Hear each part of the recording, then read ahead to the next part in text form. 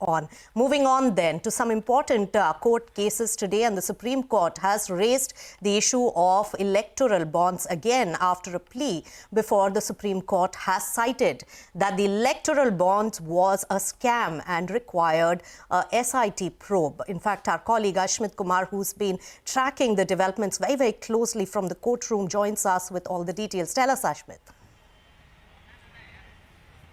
Well, the election season clearly inspiring some courtroom action here at the top court of the country. The latest that we hear is that on the electoral bond front, the NGO Common Cause has filed a fresh application. Under this fresh application, they've made a whole slew of charges. It all boils down to a prayer that they've made in their application. They're seeking a court-appointed SIT in what they are calling is the electoral bond scam. What they're saying is that this is a scam.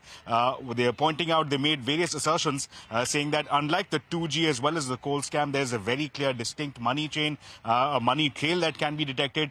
Number two, the petition goes on to say that there are companies who, by way of donations through these electoral bonds, have secured benefits in the form of approvals, licenses, contracts, lack of regulatory action to the tune of lakhs of crores of rupees. And that is something that this petition points out is something that needs to be investigated. Not just that, the petition also takes a dig at the investigating agencies, the ED as well as the CBI, saying that in many cases, companies have been allegedly found to be paying protection money to these investigating agencies to protect themselves from any adversarial action, any investigative action by these regulatory bodies. So that again is something that the petition says is a fit case for investigation. That is something that the Apex Court is yet to consider. What the Apex Court, however, is already considering is the issue of the EVM VVPAT verification. That is something that will be taken up at 2 p.m. What's important is that the bulk of the arguments have been concluded, but there are very pointed, specific questions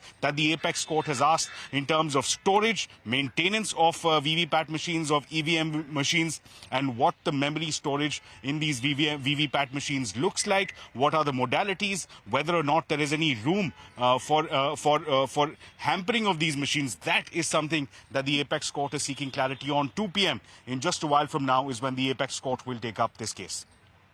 It's a busy day for you, Ashmit. Of course, we'll keep coming back to you for more updates on whatever is happening as far as Court Corner is concerned.